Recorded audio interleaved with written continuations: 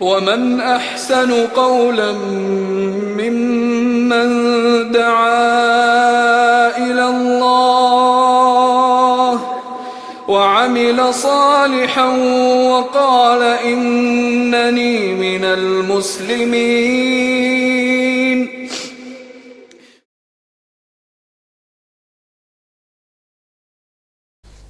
Assalamualaikum warahmatullahi wabarakatuh. Innal hamdalillah nahmaduhu wa nasta'inuhu wa nastaghfiruh wa na'udzu billahi min shururi anfusina wa min sayyiati a'malina may yahdihillahu fala mudilla lahu wa may yudlil fala hadiya lahu wa asyhadu an la ilaha illallah wahdahu la syarika lahu wa asyhadu anna Muhammadan abduhu wa rasuluhu, amma ba'd. Tuan-tuan dan puan-puan muslimin muslimat yang dirahmati Allah sekalian, bertemu kita dalam siri kuliah kitab Umdatul Ahkam karangan Al-Hafidh Al-Maqdisi rahimahullah. Dan pada malam ini kita akan teruskan bacaan kita dalam hadis-hadis berkaitan tentang hukum hakam jenazah, yang mana dalam kuliah-kuliah yang lepas kita telah membacakan sebahagian besar daripada hadis-hadis di dalam bab tentang jenazah ini. Jadi tuan-tuan dan puan-puan, kita akan teruskan pada malam ni. Jadi boleh buat mereka yang mempunyai kitab terjemahan Umdatul Ahkam ni, bolehlah buka di halaman 120 ya. Dan sama-sama kita lihat hadis yang ke-171 ya, hadis 171. Baik, kita lihat. An Abi Musa Abdullah ibn Qais al-Ash'ari radhiyallahu anhu anna Rasulullah sallallahu alaihi wasallam bari'a min as-saliqah wal haliqah wasyaqah. Abu Musa Abdullah bin Qais al-Ash'ari radhiyallahu anhu menuturkan bahawa Rasulullah sallallahu alaihi wasallam berlepas diri daripada wanita yang menjerit-jerit ketika ditimpa musibah, wanita yang mencukur rambutnya kerana sedih, dan wanita yang merobek-robek baju kerana marah terhadap takdir Allah. Kita lihat hadis yang berikutnya. Cuma tuan-tuan dan puan-puan, saya lihat penulis sekiranya dia menghimpunkan hadis-hadis yang berkaitan agar dia berturutan, itu lebih patut kerana itu saya melihat bahawa ada kewajaran untuk kita baca terus hadis yang ke-174 memandangkan dia berkaitan dengan hadis 171 yang kita baru baca tadi. Ada baiknya kita baca hadis-hadis yang membicarakan tentang masalah yang sama, supaya dapat kita dapat penjelasan yang lebih jelas tentang apa yang dibawakan, hadis-hadis yang dibawakan dalam kitab ini. Kita lihat hadis yang ke-174 An Abdullah ibn Mas'ud radhiyallahu anhu عن النبي صلى الله عليه وسلم أنه قال ليس منا من ضرب الخدود وشق الجيوب ودعا بدعوى الجاهلية. Abdullah bin Mas'ud radhiyallahu anhu meriwayatkan dari Nabi sallallahu alaihi wasallam, baginda bersabda, tidaklah termasuk orang yang mengikuti sunnah ataupun tidak termasuk di kalangan kami. Boleh kita ubah sikitlah terjemahan tu supaya lebih supaya lebih tepatlah. Tidak termasuk di kalangan kami orang-orang yang memukul-mukul pipi, merobek-robek merobek-robek baju atau merobek-robek poket baju, iaitu maksud tu, dan menyuruh dengan seruan jahiliyah, ya. Baik, saya ingat kita perhatikan dua hadis ini, hadis 171 dan 174. Kedua-duanya daripada riwayat Bukhari dan Muslim, ya. Dalam kedua hadis yang kita telah bacakan, dia membicarakan tentang tegahan syarak, ya, daripada kita melahirkan rasa tidak puas hati, ya, atau rasa kecewa, ya, dengan apa yang berlaku, iaitu dengan kematian yang berlaku, sama ada dengan kata-kata ataupun perbuatan, ya. Itu saya kira kita boleh lihat dengan jelas, ya, daripada hadis 171 dan 174 yang kita telah bacakan tadi, ya. Kalau kita lihat, ya, mengapa agaknya, ya, syariat Islam menegah umat Islam daripada meluahkan perasaan tidak senang ataupun meluahkan rasa tidak puas hati atau rasa marah, kecewa, ya, apabila berlaku kematian, ya. Kita katakan ini kerana seperti mana yang kita beriman dengannya, iaitu segala sesuatu itu adalah milik Allah, maka terpulang kepada Allah untuk mengambil semula apa yang telah diberikan itu, ya. Dan dalam masa yang sama, setiap sesuatu ada hikmah yang terpendam, kerana segala ketentuan Allah adalah sejajar dengan kebijaksanaan Allah Subhanahu wa taala. Kerana setiap sesuatu yang berlaku, termasuklah kematian, ia adalah tertakluk di dalam ketentuan, ya, serta penetapan Allah Subhanahu wa taala. Maka akhirnya orang yang apabila berlaku kematian, dia merasa tidak puas hati, dia merasa kecewa, ya, atau merasa marah dengan apa yang berlaku, dengan kematian yang menimpanya. Orang seperti ini jelas dia secara langsung ataupun tidak, dia menyatakan tidak setuju dia dengan apa yang telah ditetapkan oleh Allah, ya. Sedangkan hal ini bertentangan dengan iman kita dengan qada dan qadar, ya, ketetapan serta ketentuan Allah Subhanahu wa taala, ya. Yang mana segala ketetapan Allah di situ ada maslahahnya.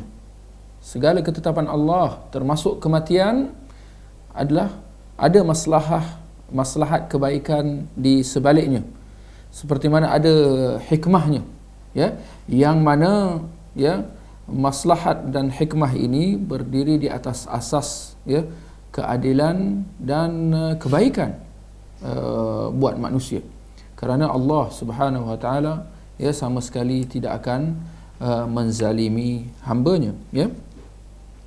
Maka kalau kita lihat dalam kedua hadis yang kita telah bacakan, Rasulullah sallallahu alaihi wasallam, ya, secara tidak langsung menjelaskan bahawa mereka yang tidak puas hati, yang melahirkan rasa marah mereka dengan kematian, adalah golongan yang berada pada jalan yang tidak benar, ya.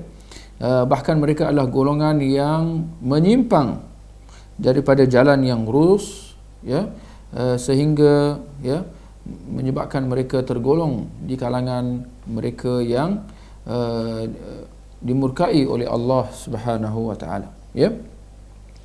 Maka akhirnya kita lihat golongan yang apabila berlaku kematian, mereka meratap, mereka menangis dengan kuat, menjerit-jerit dan seumpamanya, ya.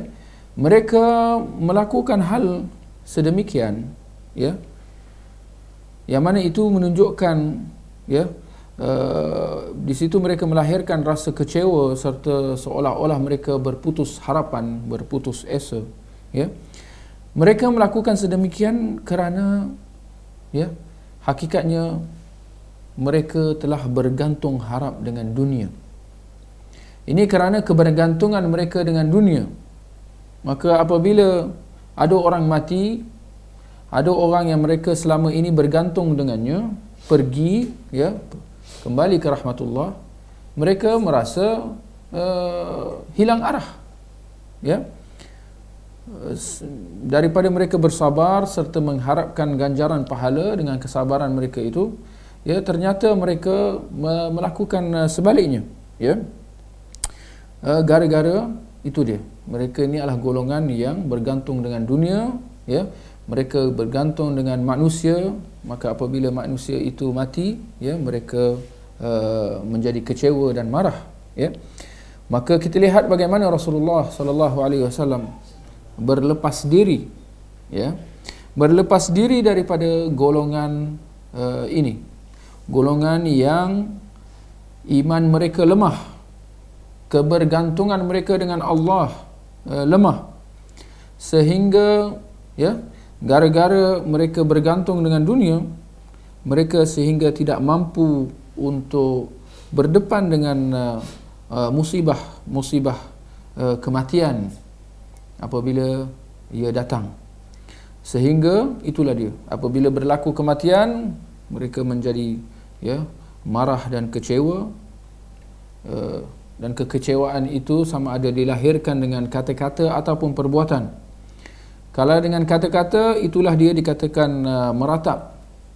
Kalau dengan perbuatan, ialah seperti mana antara contohnya yang disebutkan oleh Rasulullah sallallahu alaihi wasallam dalam kedua hadis tadi, ya,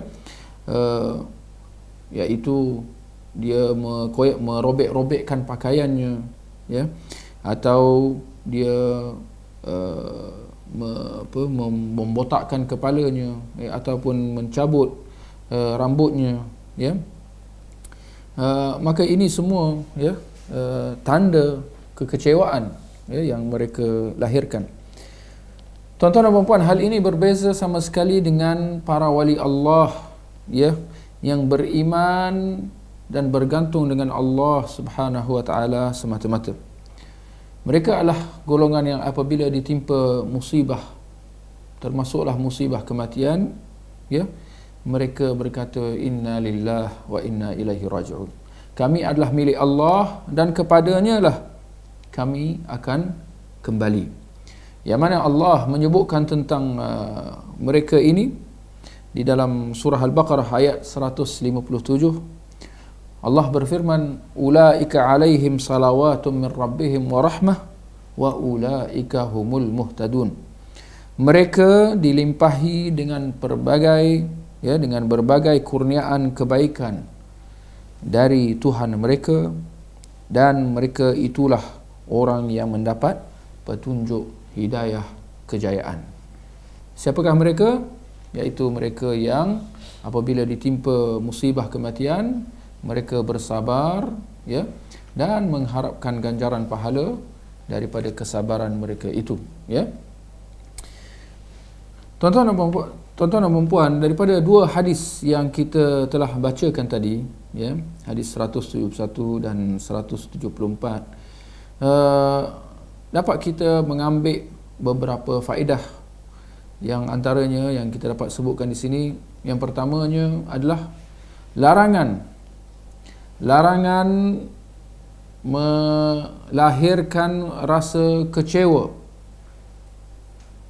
apabila ditimpa musibah, sama ada dengan cara meratap atau membotakkan kepala, atau dengan merobek-robek atau mengoyak-ngoyakkan pakaian, atau dengan meletakkan pasir di atas kepala dan seumpamanya. Yang kedua, tegahan daripada kita melakukan perbuatan seperti perbuatan orang-orang jahiliah, ya, ya, sebagaimana dalam sabda Nabi tadi, ya, tidaklah termasuk di kalangan kami, iaitu golongan yang menyuruh dengan seruan jahiliyah, ya. Golongan jahiliyah adalah golongan yang tidak beriman dengan Allah dan hari kiamat, ya.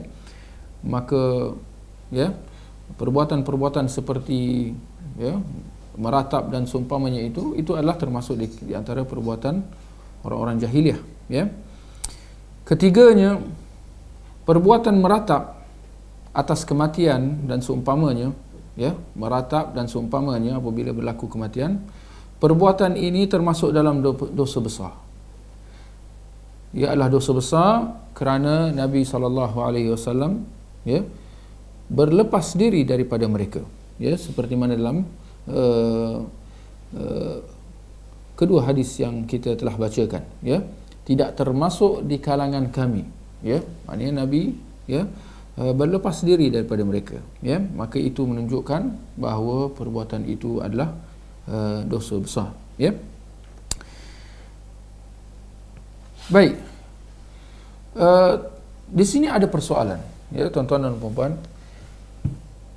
Apabila berlaku kematian, ya, kita telah menyebutkan bahawa sebagai umat Islam kita ditegah daripada melahirkan apa juga, ya, apa juga perbuatan atau berkata dengan apa juga kata-kata yang menunjukkan rasa kecewa dan marah, ya. Bagaimana dengan perbuatan ataupun bagaimana dengan apabila berlaku kematian seseorang itu menangis? Adakah perbuatan menangis termasuk dalam erti meratap, ya, yang ditegah oleh syarak?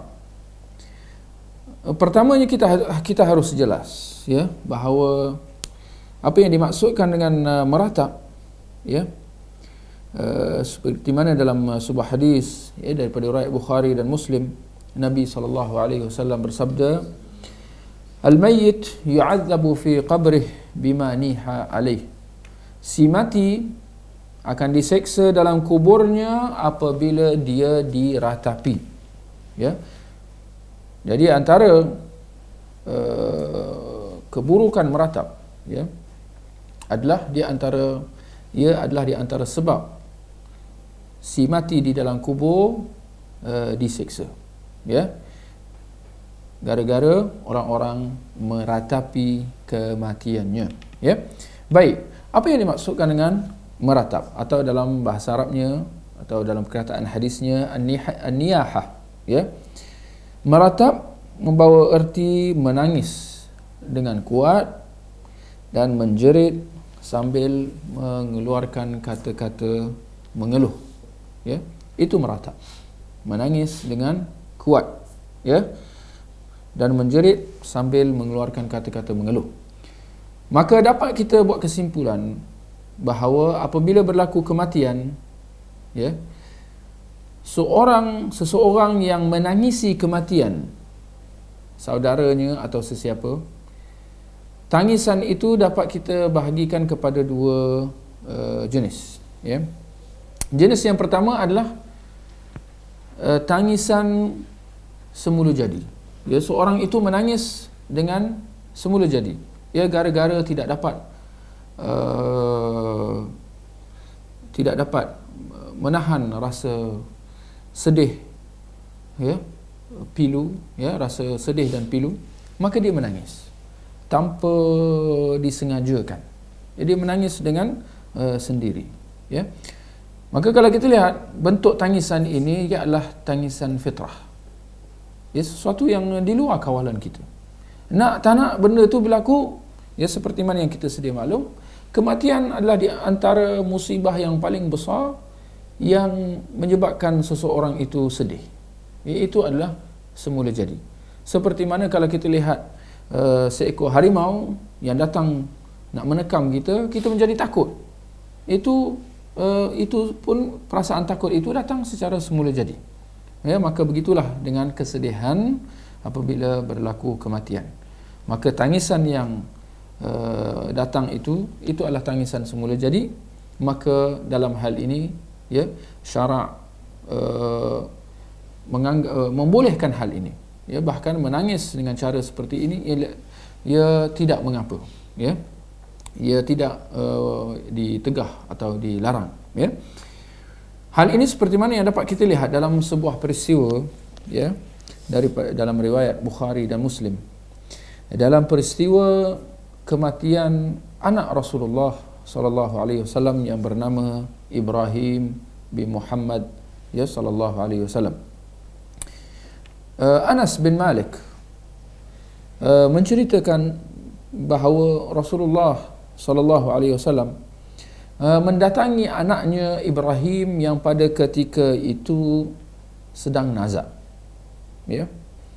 Maka Nabi mengucup anaknya, ya, serta mencium, ya, qabbalahu wa syammahu, mencium dan mengucup dan menciumnya, ya. Ternyata Ibrahim dalam keadaan tercungap-cungap bernafas, ya, dalam keadaan sesak menafas, ya, seperti mana keadaan orang yang nazak. Maka ternyata Rasulullah sallallahu alaihi wasallam berlinangan air mata, ya. Maka seorang sahabat yang bersama dengan Nabi ketika itu, iaitu Abdurrahman bin Auf, dia mengatakan, wa anta ya Rasulullah, dan engkau wahai Rasulullah, maknanya dengan arti kata lain, dan engkau juga turut menangis, ya. Maka jawab Rasulullah, ya Ibnu Auf, wahai anak Auf, sesungguhnya innaha rahmah, sesungguhnya ia adalah tangisan kasihan, ya, ia adalah tangisan kasihan. Lalu Nabi sallallahu alaihi wasallam bersabda, innal ainu tadma, sesungguhnya mata berlinangan air mata, wal qalbu yahzan, dan hati merasa pilu, wala naqulu illa ma yurdi rabbuna, wa inna bi firaqika ya Ibrahim la mahzunun. Tetapi kami tidak akan berkata kecuali dengan apa yang diridai oleh Tuhan kami, dan sesungguhnya dengan pemergianmu wahai Ibrahim kami bersedih, ya. Kita lihat apa kata Nabi, sesungguhnya mata berlinangan air mata dan hati merasa pilu, tetapi kami tidak berkata kecuali dengan apa yang diridai oleh Allah Subhanahu wa ta'ala. Air berlinangan, hati merasa pilu, kerana itu adalah semula jadi. Itu adalah sesuatu yang di luar kawalan kita. Tetapi kita lihat Nabi kata, tetapi kami tidak berkata kecuali dengan apa yang diridai oleh Allah Subhanahu wa ta'ala. Kenapa? Kerana lidah boleh dikawal, tidak seperti mata dan hati tadi. Lidah boleh dikawal, bahkan perlu dikawal ketika berlaku kematian. Tidak boleh berkata dengan kata-kata yang menunjukkan rasa marah dan tidak puas hati. Sebaliknya, kita perlu berkata dengan kata yang diredai oleh Allah Subhanahu wa taala. Maka kesimpulannya, tangisan seperti ini, ya, ia adalah tangisan semula jadi, dan ia dibolehkan oleh syarak kerana dia tidak menunjukkan rasa marah ataupun tidak puas hati dengan qada dan qadar Allah Subhanahu wa taala. Adapun tangisan bentuk kedua, ya, tangisan yang berbentuk menangis dengan kuat, ya, sehingga menjerit, terjerit-jerit dan seumpamanya, maka ini tangisan yang dimaksudkan dengan meratap. Dan tangisan seperti ini adalah haram ditegah oleh agama. Bahkan si mati itu akan diseksa di dalam kubur gara-gara apabila dia gara-gara tangisan ratapan, ya, orang-orang yang hidup, ya. Maka ini dua bentuk tangisan yang perlu kita bezakan, ya, jangan kita keliru, ya. Satu dibolehkan dan yang kedua diharamkan kerana tangisan Yang kedua tadi, dia tangisan yang berbentuk marah dan kecewa dengan ketentuan takdir, kematian yang berlaku, tuan-tuan dan puan-puan, daripada kedua hadis, hadis 171 dan 174 tentang tegahan kita meratap, dan sama ada dengan kata-kata ataupun perbuatan, dapat kita ambil dua faedah, daripada kedua hadis ini. Yang pertamanya adalah pentingnya kita apabila berlaku kematian, sama ada di kalangan ibu bapa kita atau sanak saudara kita, perlunya kita teguhkan iman kita dengan Allah Subhanahu wa taala.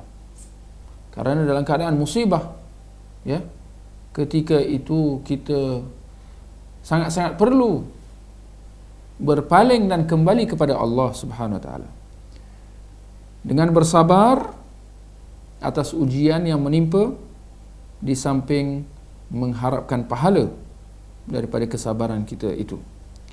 Maka keimanan kita serta kesabaran dalam kita berdepan dengan musibah ini adalah tempat kita bergantung apabila berdepan dengan musibah.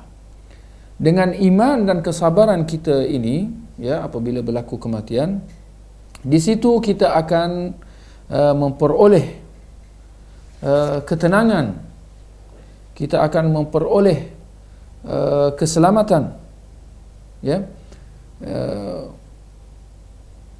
apabila kita beriman bahawa Allah sentiasa ada dan Allah sentiasa mengawasi dan Allah sentiasa bersama dengan hamba-hambanya yang beriman. Maka dalam keadaan kita itu, urusan kita akan dimudahkan oleh Allah Subhanahu wa taala. Seperti mana kata-kata hikmah, di mana para ulama mengatakan, man arafa Allah hanat alaihi musibatahu. Barang siapa kenal Allah, mudah baginya untuk menghadapi musibah yang Allah timpakan atasnya. Barang siapa yang kenal Allah, dia dekat dengan Allah, dia bergantung dengan Allah, dia sentiasa kembali kepada Allah, apabila Allah timpakan musibah atasnya, dia akan dimudahkan, dia akan menjadi mudah bagi dia. Sebagaimana dalam hadis Nabi SAW dalam riwayat Imam Muslim, ajaban li amril mu'min, sungguh pelik sifat seorang mukmin, inna amrahu kullu khair, keadaannya adalah baik-baik belaka. In asabathu sarra fashakar, jika dia ditimpa satu kebaikan, sekiranya dia memperoleh satu kebaikan, maka dia bersyukur, fakana khairallah, maka itu adalah satu yang baik buat dia. Wa in asabathu dharra fasabar, dan jika dia ditimpa satu musibah, dia bersabar, fakana khairallah, maka itu adalah satu yang baik buat dia. Walaisa dzalika illa lil mu'min, dan sifat seperti ini hanya ada pada orang yang beriman. Berbeza sama sekali dengan orang yang lemah imannya, atau orang yang tidak beriman sama sekali dengan Allah Subhanahu wa taala. Maka golongan seperti ini, mereka tidak ada tempat bergantung, mereka tidak bergantung dengan Allah, makanya mereka tidak ada kesabaran apabila ditimpa musibah kematian.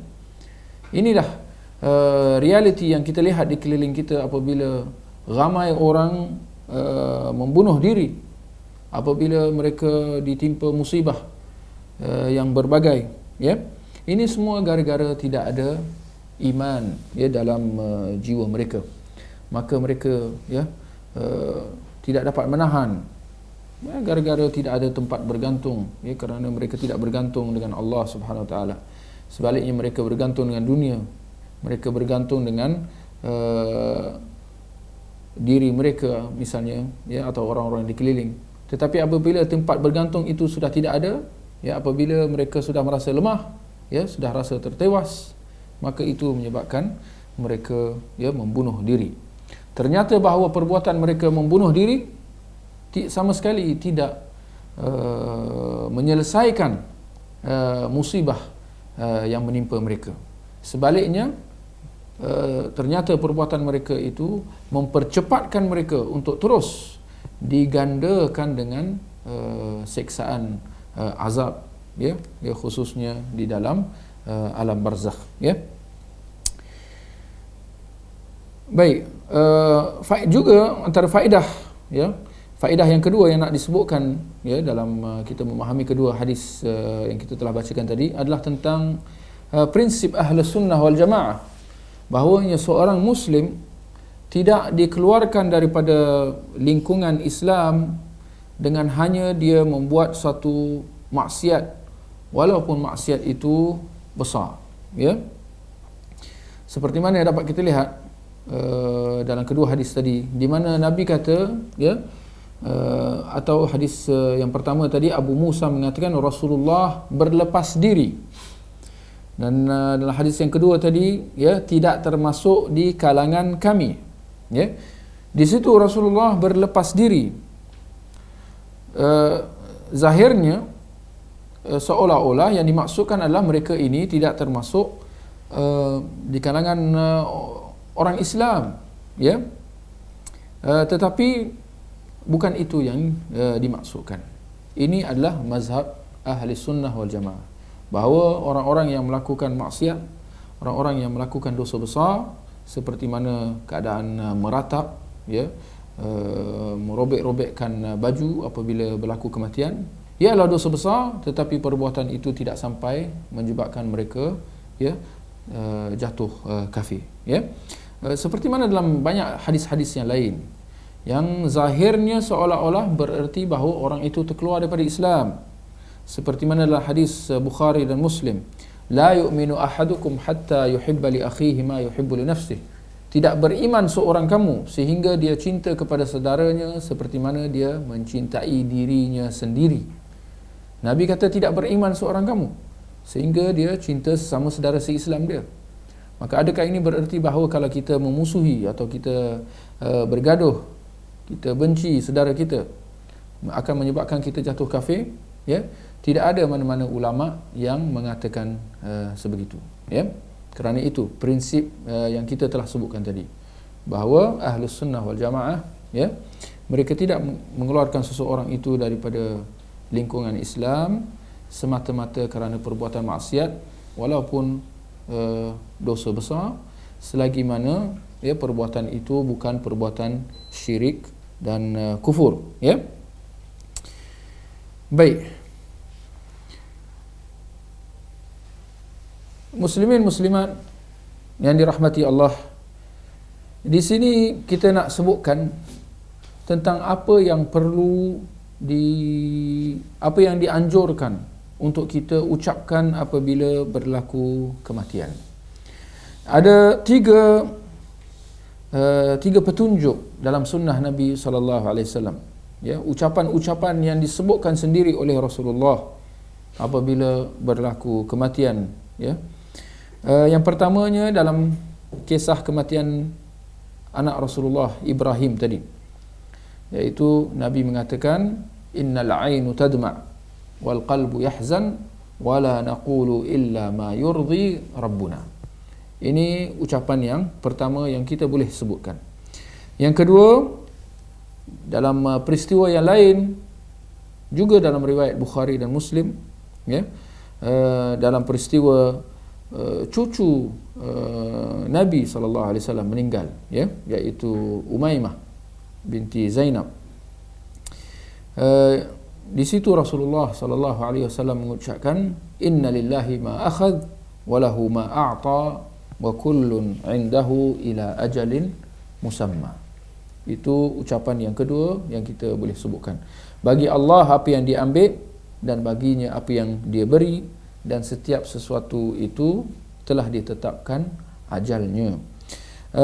Ucapan yang ketiga yang turut diajarkan kepada kita oleh Rasulullah, seperti mana dalam riwayat Imam Muslim, adalah untuk kita mengucapkan inna lillahi wa inna ilaihi raji'un.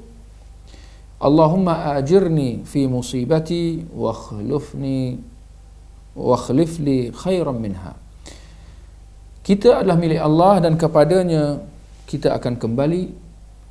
Ya Allah, berikanku ganjaran atas musibah yang menimpaku, dan balaslah musibah itu dengan suatu yang, atau gantikanlah musibah itu dengan suatu yang lebih baik. Gantikanlah musibah itu dengan suatu yang lebih baik. Jadi ini tiga ucapan yang dianjurkan untuk kita sebutkan apabila berlaku kematian. Baik, dalam kuliah-kuliah yang lepas kita ada sebutkan tentang apa yang perlu dilakukan oleh saudara mara si mati, sejurus selepas berlaku kematian. Dalam kuliah kita pada malam ni kita akan sebutkan tentang cara mandi jenazah, secara ringkasnya. Yang mana hakikatnya kalau kita lihat, urusan mandi jenazah tidak seperti yang barangkali disangka oleh ramai masyarakat Islam di luar sana, bahawa dia adalah satu yang rumit dan sukar, bahkan sampai perlu orang luar perlu dipanggil, orang-orang yang ahli, orang-orang yang pakar untuk nak mandikan jenazah. Hakikatnya kalau kita lihat syariat Islam, dia bersifat mudah, memudahkan, dan tidak ada mana-mana dalam urusan agama Islam yang tidak boleh dilakukan oleh seseorang Muslim itu, juga termasuk urusan mandi jenazah. Maka kita katakan apabila berlaku kematian, wajib atas sekelompok masyarakat Islam bergegas memandikan jenazah itu, bergegas menguruskan jenazah itu. Ini seperti mana yang kita telah sebutkan dalam kuliah lepas, iaitu apabila berlaku kematian perlu disegerakan pengurusan jenazahnya, maka termasuklah urusan memandikannya. Maka di sini kita katakan dalam urusan mandi jenazah perlu diraikan perkara-perkara yang berikut. Yang pertamanya, jenazah itu dimandikan sebanyak 3 kali atau lebih, bergantung kepada pandangan orang yang memandikan. Kalau dirasa perlu tambah lagi, ditambah, tetapi minimumnya 3. Keduanya, jumlah mandi itu, berapa kali dimandikan jenazah itu hendaklah dengan bilangan ganjil, 3, 5, 7, Dan ketika memandikan jenazah, digunakan bersama, kalau zaman dahulu pada zaman Nabi digunakan daun bidara, sidr, atau seumpamanya, iaitu sabun lah kalau pada zaman kita sekarang, shampoo atau sabun. Dan pada basuhan yang terakhir, digunakan bahan yang mempunyai bau wangi, dan sebaiknya adalah bahan kafur atau kapur barus, itu bahan yang terbaik untuk digunakan dalam basuhan terakhir, Jika sekiranya si mati itu mempunyai rambut yang panjang, maka hendaklah dilepaskan rambutnya dan dibasuh rambutnya, ya, sebaik mungkin, ya, khususnya kalau si mati itu adalah perempuan, ya. Sesudah dibasuh rambutnya dengan sebaiknya, ya, disikat rambutnya, dan selepas itu diikat, ya, sebanyak tiga orang kata apa? 3 ikatan, ya, seperti mana dalam hadis-hadis Nabi, ya. Lalu rambut itu dibiarkan di belakangnya, ya, disusun, ya, dilepaskan di belakangnya. Apabila sudah diikat, ya, dengan 3 ikatan, maka diletakkan di belakang si mati, ya. Dan ketika memandikan, sunnahnya adalah mendahulukan bahagian kanan, ya, dan dimulai dengan membasuh anggota wuduknya. Kalau kita lihat tuan-tuan dan perempuan, dia mandi jenazah ini dia adalah seperti, ya, mandi wajib, ya, tidak ada bezanya, ya. Maka didahulukan di sebelah kanan dan anggota wuduk, ya, sebelum bahagian badan yang lain. Dan dalam urusan mandi jenazah, ya, jenazah lelaki diuruskan oleh kaum lelaki dan jenazah perempuan diuruskan oleh kaum perempuan, ya, dan dikecualikan pasangan suami isteri, di mana, ya, suami boleh memandikan isteri dan si isteri boleh memandikan suaminya, ya. Dan jenazah yang nak dimandikan, ya, perlu dilepaskan daripada segala pakaiannya, ya, dan dibasuh dengan kain atau seumpamanya, ya. Tetapi dalam keadaan jenazah itu ditutup dengan kain, ya, maknanya dibasuh dengan hanya tangan di bawah, ya, jangan tanpa melihat bahagian auratnya, ya. Tetapi itulah, diletakkan satu kain di atas jenazah itu dan dibasuh, ya, dengan tangan, di bawahnya dengan kain, ya, sponge, ya, dan seumpamanya. Tujuan dia apa? Supaya, ya, kehormatan si mati itu tetap terus dijaga walaupun sesudah kematian dia, ya. Tidak bererti bahawa dia sudah mati maka dia tidak ada lagi kehormatan, ya, sama sekali itu bukan keadaannya, ya. Dan akhirnya, ya, dianjurkan buat orang yang memandikan jenazah untuk dia mandi. Selepas dia selesai urusan mandi jenazah tu, dia sendiri dianjurkan untuk mandi. Manakala, ya, kalau orang itu mengusung jenazah, ya, dianjurkan untuk dia mengambil semula wuduknya. Seperti mana dalam hadis yang sahih daripada orang Ibnu Majah, man ghassala mayyitan falyaghtasil, barang siapa yang memandikan jenazah maka hendaklah dia mandi, wa man hamalahu falyatawadda, dan barang siapa yang mengusung jenazah hendaklah dia berwuduk, ya. Baik, ya, itulah dia ringkasan, ya, tata cara mandi jenazah, ya, yang mana kalau kita lihat dia adalah sifat, ya, mudah, memudahkan, tidak ada yang rumit dalam urusan mandi jenazah, ya.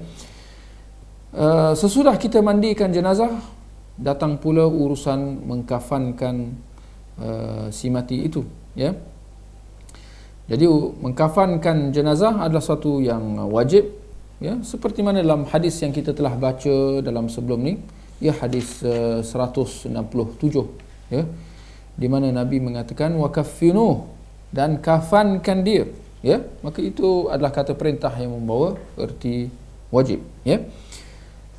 Dan kita katakan dalam masalah kain kafan, ya, hendaklah kain itu bersifat, orang kata, lebar dan luas, untuk menutup seluruh bahagian jasad si mati, ya. Dan dalam memilih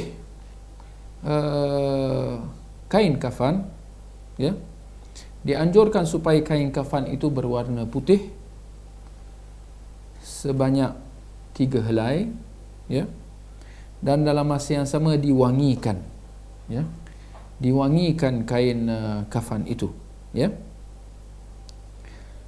diwangikan kain kafan, ya, apabila telah dibalut, ya, si mati itu dengannya.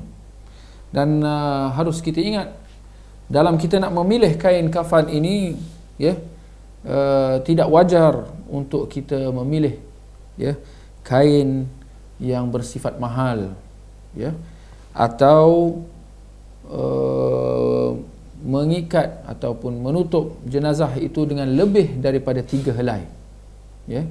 Sebaiknya 3 helai, jangan lebih dan jangan mahal-mahal, ya, kerana ini semua menyalahi, ya, sunnah Nabi SAW. Kerana itulah, ya, bilangan kain yang telah digunakan untuk mengkafankan Rasulullah SAW. Rasulullah dikafankan dengan 3 helai kain, maka jangan kita lebih daripada itu, ya, kerana menyalahi sunnah, dan di situ adanya unsur pembaziran yang jelas. Akhirnya dalam masalah mengkafankan jenazah, ya, urusan kafan wanita adalah sama dengan lelaki, ya, tidak ada perbezaan antara lelaki dan perempuan dalam urusan mengkafankan dia, ya. Baik, tuan-tuan dan puan-puan, saya kira cukup sekadar itu untuk kita pada malam ini, ya. Dan sekiranya ada pertanyaan, ya, bolehlah diajukan, ya, sekiranya ada jawapan kita jawablah, ya.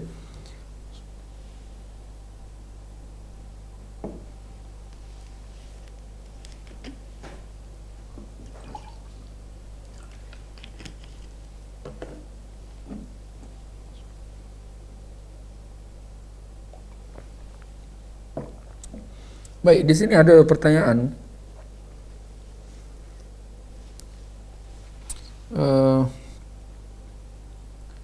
Ada yang bertanya, kebanyakan package khairat kematian di masjid datang dengan majlis talqin dan beberapa sesi tahlil. Ada kalanya sukar untuk menolak kerana kita minoriti walaupun kita ahli waris. Apa cadangan Ustaz dalam hal ini, ya?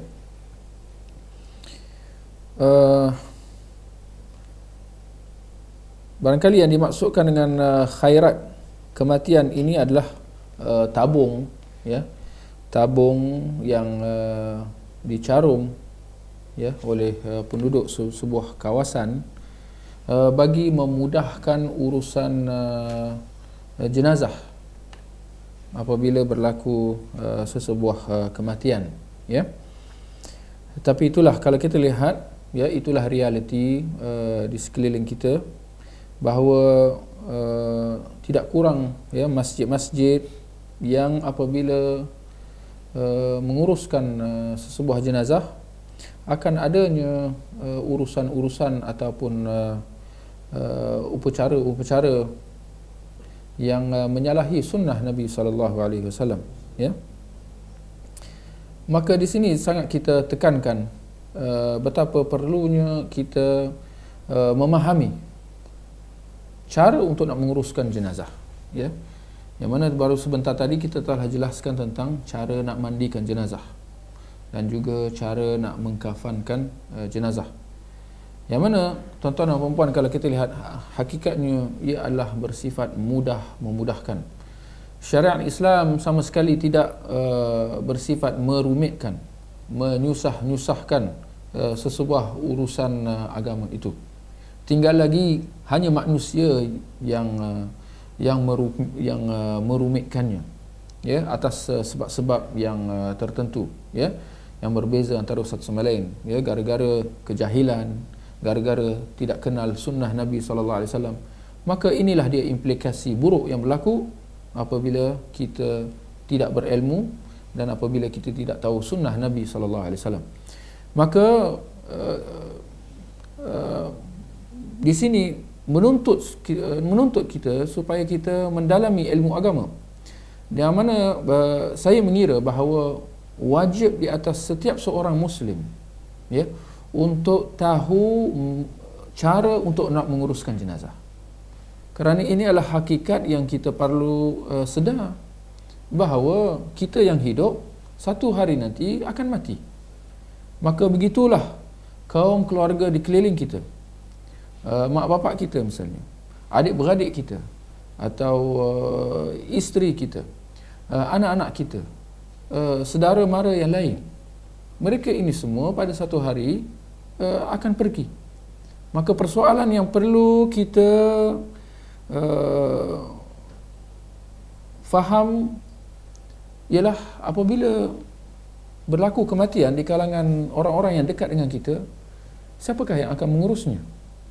Maka sungguh mengecewakan jika sekiranya kita tidak dapat menguruskannya sendiri, sehingga menyebabkan kita terpaksa nak bergantung dengan orang yang lain, orang-orang di luar. Sedangkan kalau itu jenazah orang tua kita, kitalah anaknya, maka sepatutnya kitalah yang ke depan untuk nak menguruskan jenazah mak bapak kita atau anak-anak kita, isteri kita dan seumpamanya. Mengapa diberikan tanggungjawab itu kepada orang lain, ya, sedangkan kitalah yang sepatutnya, ya.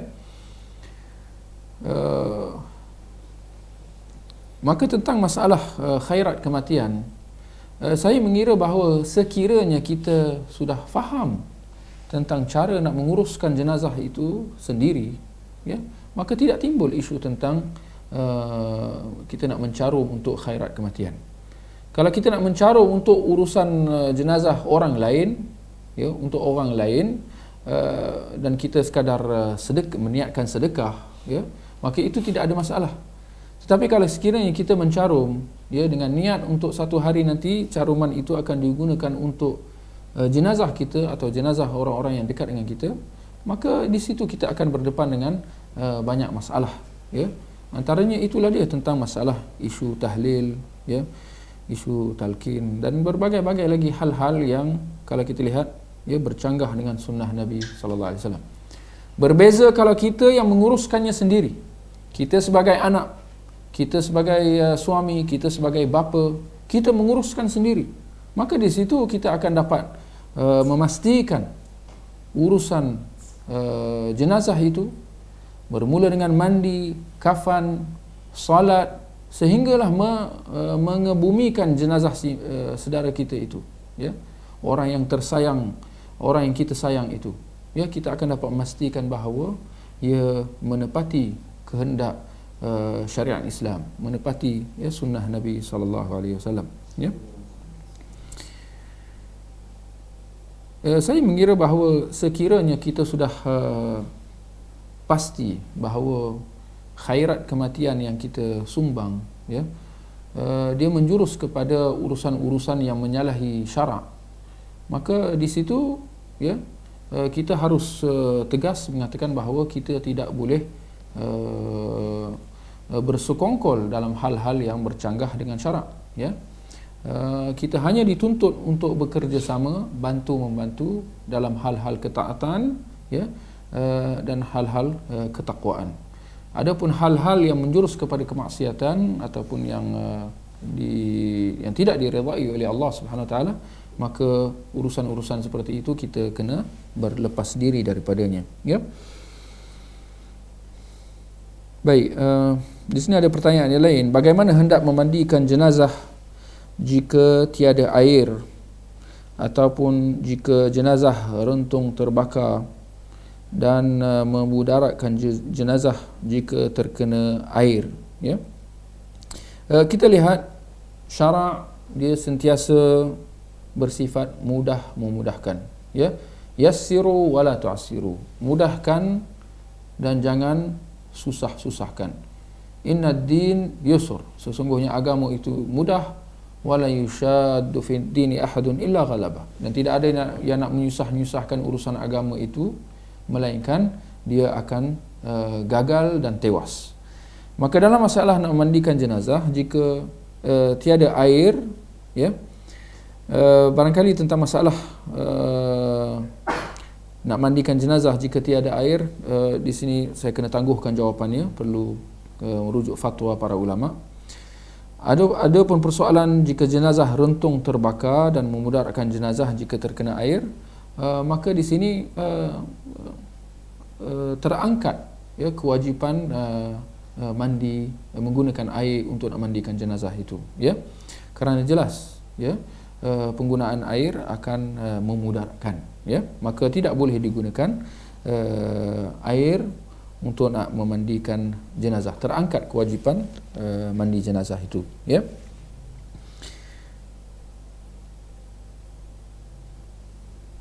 Baik, di sini ada pertanyaan yang keluar daripada topik kita. Kita maklum bahawa kita dituntut untuk berselawat apabila mendengar nama Rasulullah atau sebarang panggilan yang mewakili Rasulullah. Soalan saya, bagaimanakah lafaz selawat yang dianjurkan, ya? Termasuk orang-orang yang bakhil apabila nama Nabi disebut di hadapan dia, lalu dia tidak berselawat ke atas Rasulullah sallallahu alaihi wasallam, seperti mana dalam hadis.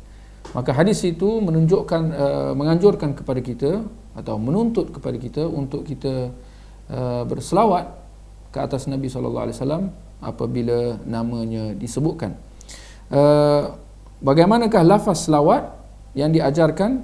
Tidak ada lafaz selawat yang khusus, ya, seperti mana yang kalau kita lihat lafaz selawat yang diajarkan kepada kita ketika tasyahud, iaitu Allahumma salli ala Muhammad wa ala ali Muhammad kama sallaita ala Ibrahim wa ala ali Ibrahim fil alamin innaka Hamidum Majid. Ini lafaz selawat yang khusus yang diajarkan kepada kita untuk kita sebut ketika salat dan ketika tasyahud secara khasnya. Tetapi ada pun nak menjawab ataupun nak berselawat apabila nama Nabi sallallahu alaihi wasallam disebut di hadapan kita, tidak ada lafaz yang khusus. Maka akhirnya apa juga lafaz selawat yang kita sebutkan, sama ada ringkas ataupun panjang, maka itu sudah itu terpulang kepada kita, ya. Ringkasnya, ya, Allahumma salli ala Muhammad, ya, ya, Allahumma salli ala Muhammad. Disebutkan Nabi nama Rasulullah di hadapan kita, kita kata sallallahu alaihi wasallam, ya. Mana-mana ucapan itu dibolehkan, ya. Baik, persoalan yang lain, dalam solat sir selalu terganggu, ya, dengan makmum di kiri atau kanan atau belakang yang membaca surah Al-Fatihah atau tasyahud sehingga terdengar oleh saya. Kadang-kadang makmum yang langkau 2-3 orang pun saya terdengar. Apakah nasihat Ustaz? Saya kira bahawa dia tak boleh nak buat apa. Dia kalau nak senyapkan dia pun tak boleh juga, ya. Dah tengah solat, dia tiba orang kat sebelah dia baca alhamdulillahirabbil alamin atau at-tahiyatu lillah, dia.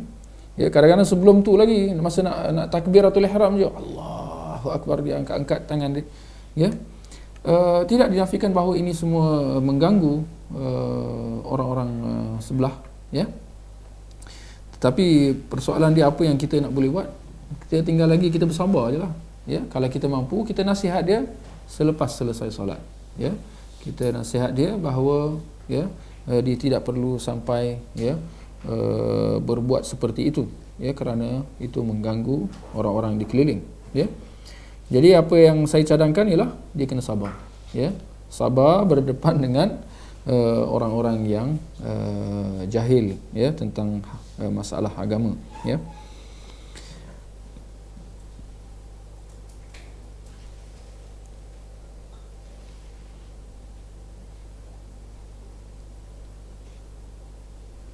Di sini ada pertanyaan, adakah qasidah itu sebahagian daripada selawat? Ya. Qasidah ini saya kira ialah syair-syair, ya, yang berbentuk memuji, ya, memuji Rasulullah sallallahu alaihi wasallam. Adakah ia sebahagian daripada selawat? Jawapannya sama sekali tidak, ya. Qasidah tidak ada asasnya dalam agama Islam. Tidak ada mana-mana hadis Nabi sallallahu alaihi wasallam yang sahih, ya, yang diajarkan kepada kita oleh Rasulullah, dan tidak ada mana-mana riwayat atau athar daripada para sahabat, ya, radhiyallahu anhum, yang mengajar kepada kita qasidah, ya, membaca-baca qasidah-qasidah memuji-muji, ya, Nabi sallallahu alaihi wasallam. Ya, maka itu bukan selawat, ya. Akhirnya kita kata, apakah selawat, cara selawat, ya, untuk kita nak menurut perintah Allah Subhanahu wa taala untuk kita berselawat ke atas Nabi Muhammad, seperti mana dalam firman Allah, innallaha wa malaikatahu yusalluna 'alan nabi ya ayyuhalladzina amanu sallu 'alaihi wa sallimu taslima, ya. Sesungguhnya Allah dan para malaikatnya berselawat ke atas Nabi sallallahu alaihi wasallam. Wahai orang yang beriman, berselawatlah kamu ke atas baginda, ya. Bagaimana kita nak berselawat kepada Nabi? Kita katakan ucapan yang paling sempurna dan paling hebat dan yang paling afdal, ucapan selawat yang paling afdal adalah seperti mana yang diajarkan kepada kita oleh Rasulullah sallallahu alaihi wasallam untuk kita ucapkan ketika tasyahud dalam salat, ya. Allahumma salli ala Muhammad wa ala ali Muhammad kama sallaita ala Ibrahim wa ala ali Ibrahim innaka Hamidum Majid wa barik ala Muhammad wa ala ali Muhammad kama barakta ala Ibrahim wa ala ali Ibrahim fil alamin innaka Hamidum Majid.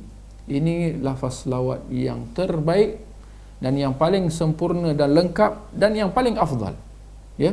Kerana itu yang diajarkan oleh Nabi sallallahu alaihi wasallam kepada para sahabat ketika mana para sahabat bertanya, ya, wahai Rasulullah, kami sudah tahu macam mana nak memberi salam kepada kamu, bagaimana pula kami nak berselawat kepada kamu, ya.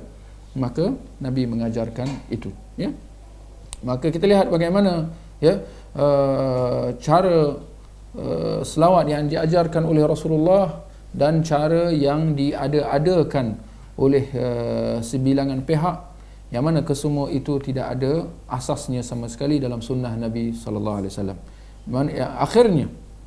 Akhirnya kita perlu bertanya kepada diri kita, cara selawat yang mana yang kita nak ambil? Adakah cara yang diajarkan kepada kita oleh Rasulullah sendiri, atau kita nak mengambil cara selain daripada apa yang diajar oleh Rasulullah? Di sini kita katakan secara yang yakin dan pasti, wa khairul huda huda Muhammad, dan sebaik-baik petunjuk adalah apa yang ditunjukkan kepada kita oleh Rasulullah sallallahu alaihi wasallam. Di samping itu Nabi memberi amaran dan tegahan dengan mengatakan, man ahdatha fi amrina hadza ma laysa minhu fahuwa rad. Barang siapa yang mengada-adakan suatu yang baru dalam urusan kita ini yang bukan daripadanya, maka ia adalah tertolak.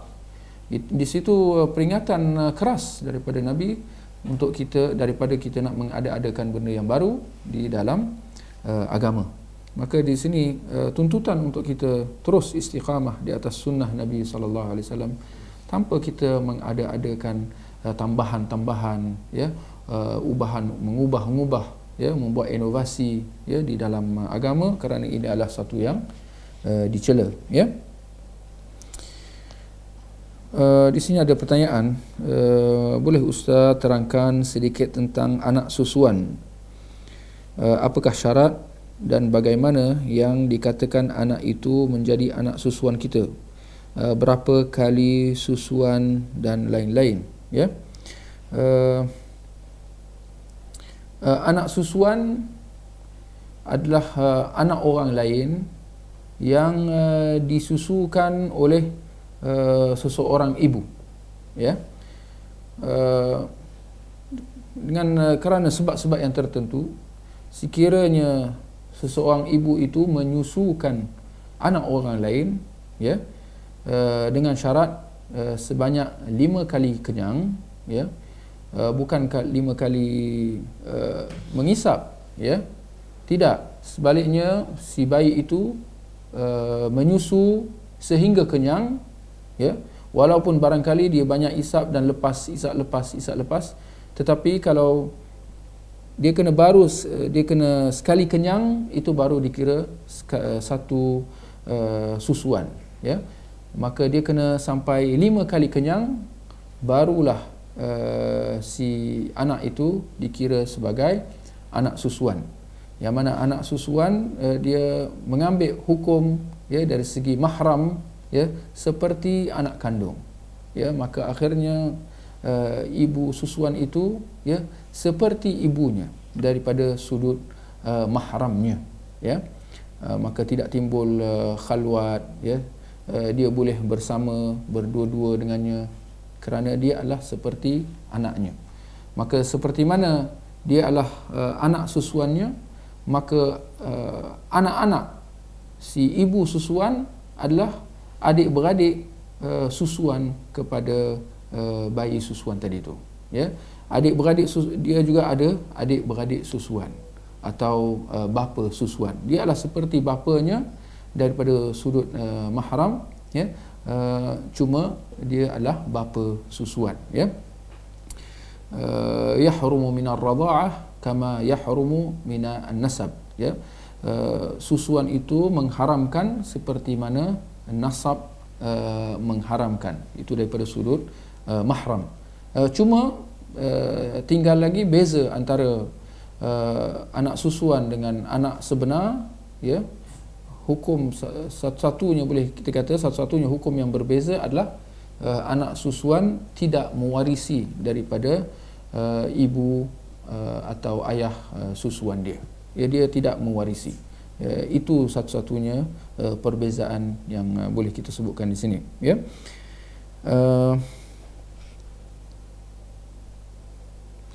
Syarat anak susuan tu adalah apabila selagi mana di dalam tempoh menyusu, ya. Maknanya kebiasaannya dalam sekitar 2 tahun yang pertama, ya. Kerana itu biasanya lepas 2 tahun si bayi itu akan cerai susu, ya, seperti mana dalam firman Allah, wa fitamuhu fi amain, dan dia cerai susu sesudah 2 tahun, ya. Maka hukum anak susuan tu adalah apabila dia menyusu, ya, dalam masa 2 tahun, ya, selepas dia lahir, ya. Tetapi kalau dah lepas tu itu dia tidak lagi kenyang dengan susu, ya, sebaliknya dia akan bergantung dengan makanan yang lain, ya. Jadi itu sedikit sebanyaklah tentang masalah anak susuan, ya. Baik, saya kira cukup sekadar itulah untuk kita pada malam ni, ya. Kita akhiri dengan tasbih kafarah, subhanakallahumma wa bihamdik, asyhadu an la ilaha illa ant, astaghfiruka wa atubu ilaik.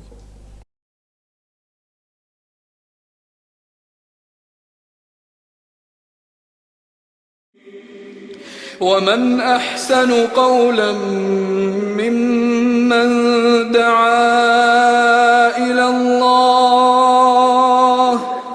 وعمل صالحا وقال إنني من المسلمين.